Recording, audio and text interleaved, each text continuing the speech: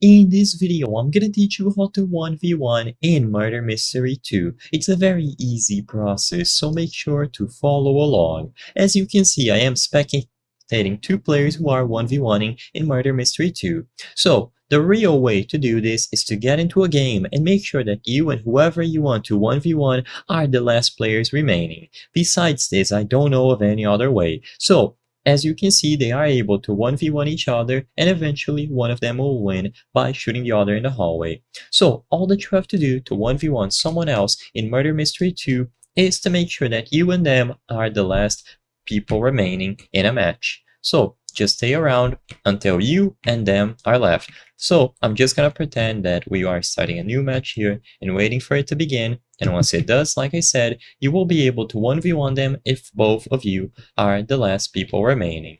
Besides this, I don't know of any other way to 1v1, so you will have to just stay alive until the end. As you can see, in the lobby, we can access the inventory, the shop, the option to spectate, but besides this, there's no easy way to just go into a 1v1 mode. So the answer to the question, or the title of this video, is that you simply have to get down with them and be the last ones remaining. Besides this, you won't be able to do much. So for example, in here, I would have to just survive with someone else until we're able to do a duel. Besides this, there's not much that you can do, and to my knowledge, unless they add a mode where you and someone else can 1v1 together at will, you will not really be able to do this. You just have to wait, and eventually you will get a lobby with someone else that you can 1v1 on any of the maps. Just try to survive, or if you are on call with them, try talking ways in which both of you will be able to help each other survive.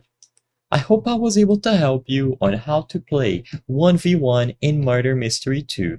If this video helped you, please be sure to leave a like and subscribe for more very easy tips. Thank you for watching.